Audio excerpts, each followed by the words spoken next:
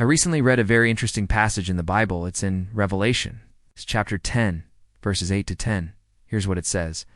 And I was told by an angel to eat the scroll. So I took it and ate it up, and it was as sweet as honey in my mouth. But when it came into my stomach, it turned to wormwood, which is extremely bitter. This is what the angel said. Take what is written here and speak with a loud voice. Do not fear, for I am with you. Here's the background. John, who wrote this, was on the island of Patmos. He had a vision of an angel with a scroll in its hand.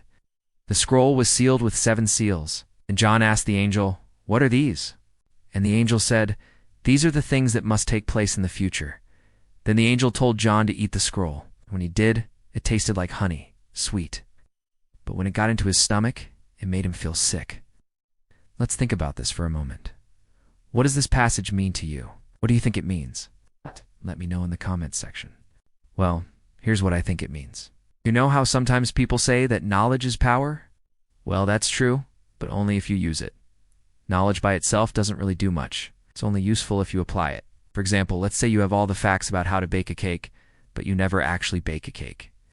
All that knowledge about baking cakes is useless to you, isn't it? It's like having a fire extinguisher in your house. It's great to have, but it's only useful if you use it. If there's a fire and you don't use the extinguisher, it's too late, isn't it? Same thing with God's Word.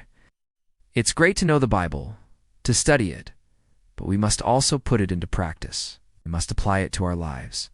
Back to the passage. John was told to eat the scroll.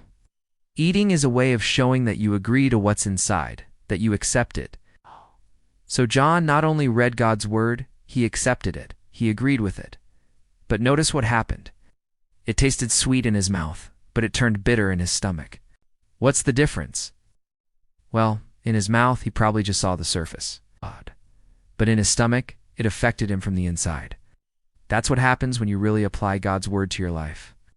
At first, it might seem very easy, but then you realize that it changes you from the inside out. It causes true change. That's not always easy, is it? But the passage ends with a great promise. It says, "Do not fear, for I am with you." Even when you eat God's Word, and it causes you to change, and causes you to face things that you never faced before, remember that God is with you every step of the way.